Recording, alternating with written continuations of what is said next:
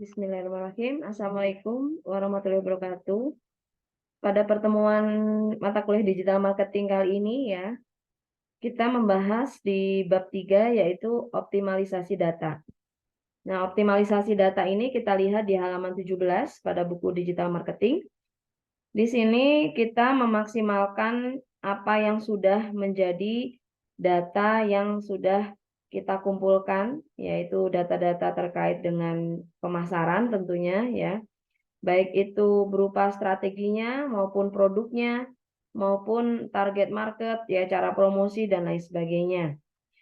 Kemudian nanti silahkan rekan-rekan atau teman-teman lanjutkan apa yang sudah menjadi tugas di UMKM sebelumnya, yaitu menggali apa saja permasalahan yang dihadapi selama menggunakan pemasaran secara digital. Ya, di sini yang pertama kita harus mengenal audiensnya. Ya, silakan nanti melalui wawancara lanjutan ya. PPT-nya masih berlanjut dari minggu sebelumnya. Jadi jangan sampai PPT itu berbeda lagi ya, dilanjutkan saja untuk filenya. Jadi tugas untuk selanjutnya adalah mengetahui masalah pemasaran yang terjadi di UMKM tersebut. Ya, masalah ini yang pertama itu kalau kita lihat pada buku panduan adalah terkait audiens. Ya, terkait dengan audiensnya. Kemudian belum optimalnya website ataupun media sosial yang digunakan sebagai jualan itu belum secara maksimal digunakan. Kemudian penerapan dalam strategi sosial medianya. Nah, ini juga bagaimana belum optimalnya penggunaan sosial media yang dipergunakan oleh UMKM atau pemilik usaha tersebut. Coba kalian gali problem digitalnya yang pertama. Kemudian yang kedua adalah yang digali adalah peluang digitalnya. Peluang digital ini tentu saja berkaitan dengan bagaimana pelaku usaha ini bisa memaksimalkan media digital untuk media jualannya. Ya, bagaimana pemilik usaha ataupun pelaku usaha memaksimalkan media digital untuk keperluan usaha atau jualannya. Silahkan digali informasinya ya, informasi lanjutan bagaimana dia memanfaatkan media digital tersebut. Kemudian penentuan produk digital. Nah, kalau mungkin dalam suatu usaha dia memiliki beberapa macam varian produk. Misalnya, selain dia jualan jus, dia juga jualan makanan ringan ataupun semacam snack. Nah, bagaimana dia menentukan di dalam upload dalam konten digitalnya, itu mereka memilih salah satu ataupun yang utama yang dulu yang mana yang mau didulukan. Apakah misalnya dari sisi produk snacknya dulu baru minuman, atau secara bersamaan dipasarkan melalui media digital. Silahkan kalian coba cari informasinya ya terkait dengan optimalisasi data yang penggunaan media digital tersebut. Kemudian bab 4 kita membicarakan tentang iklan.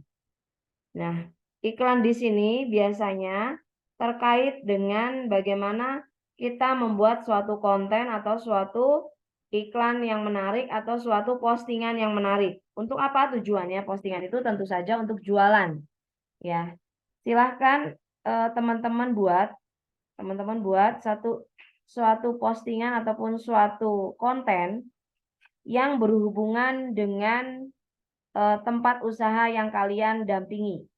Ya, misalnya kalau ada usaha hijab, bisa teman-teman membuat konten tentang hijab. Apakah itu tutorialnya, apakah itu video bahannya dan lain sebagainya.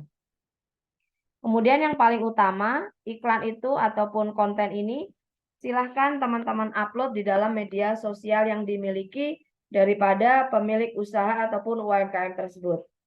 Kalau belum memiliki media digital, artinya teman-teman harus membuatkan media digital untuk Instagram jualannya, atau TikTok jualannya, ataupun marketplace ataupun platform jualannya seperti Shopee Food, GrabFood, GoFood ya. Silakan teman-teman bantu buatkan untuk memaksimalkan jualannya di media digital. Ya, silakan teman-teman buatkan untuk jualannya. Kemudian dalam konten ataupun iklan ini teman-teman berpatokan pada bahasa iklan di pembahasan 4.2, yaitu bahasanya tentu saja persuasif, kemudian slogan dan jargon khusus, kemudian sudut pandang atau point of view orang pertama, kemudian singkat dan mudah dipahami. Nah, inilah langkah-langkah untuk bahasa iklan, bahasa konten yang nanti kalian buat untuk tugas selanjutnya.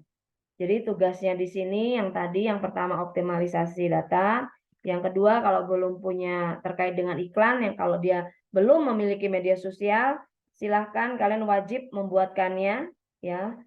Karena di sini kalian belajar tentang digital marketing, di mana digital marketing ini akan bermanfaat, media digital marketing ini akan bermanfaat bagi pelaku usaha bila mana sudah dibuat medianya tentu saja. Kalau belum dibuat kita nggak tahu manfaat apa yang bisa diambil.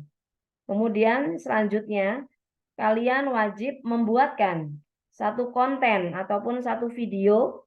Konten itu bisa berupa video ya, bisa berupa gambar ataupun bisa berupa animasi ataupun kartun kalau teman-teman bisa buat atau kalian bisa buat terkait dengan konten. Tapi tolong dibuatkan atau tolong berpatokan pada halaman 19 tentu saja ciri bahasa iklan. Jadi tolong teman-teman lanjutkan bahwa penggunaan bahasa iklan ataupun konten yang kalian buat nanti harus berpedoman kepada 4 hal ini. Ya. Jadi silahkan teman-teman pikirkan bersama UMKM-nya terkait dengan pembuatan konten tersebut ya. Mungkin demikian tugas dan materi penjelasan hari ini. Semoga bermanfaat untuk kita semua. Terima kasih. Wassalamualaikum warahmatullahi wabarakatuh.